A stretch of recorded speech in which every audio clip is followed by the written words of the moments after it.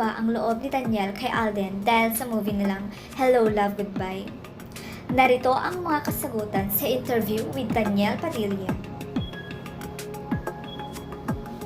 Sa huling tala ng Star Cinema, sumampa na sa higit 800 milyon ang kinita ng pelikula na isa na ngayon sa highest-grossing Filipino films of all time.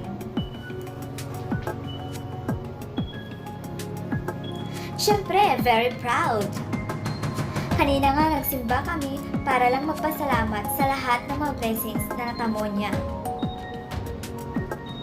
At natatamo ko rin and ayon masaya syempre kasi ang tagumpay niya ay tagumpay ko rin, pahayag ni Daniel.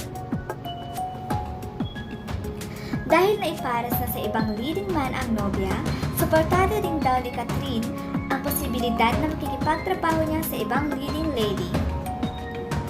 Supportive din yun, excited nga yun ani Daniel. Sabi nga ni Catherine, hindi naman natin sinasara ang mga pinto natin sa mga ganung oportunidad.